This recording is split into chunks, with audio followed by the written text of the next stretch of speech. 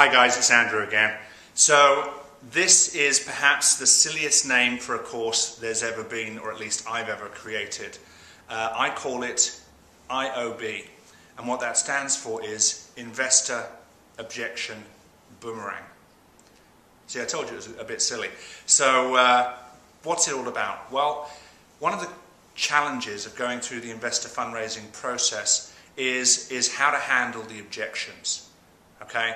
One of the things that investors do consistently throughout the process, and often it stops the process or can stop the process, is they throw up objections.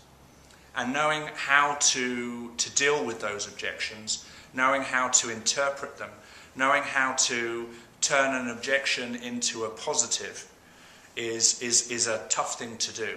And if you've kind of slogged your way through emails and friends of friends and all sorts of other things, and you finally got that investor meeting set up, and you walk in and they start hitting you with these kind of challenges and objections, knowing how to handle that, knowing how to convert those challenges into opportunities and into a way of furthering that relationship and actually getting to a favourable conclusion, that's a tough thing to do. It also takes a heck of a lot of practice.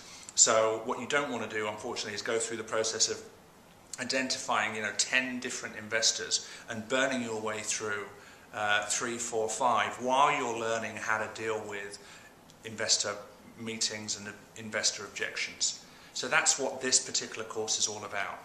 Investor, Objection, Boomerang. Turning that objection around like a boomerang. So I told you it was a silly name.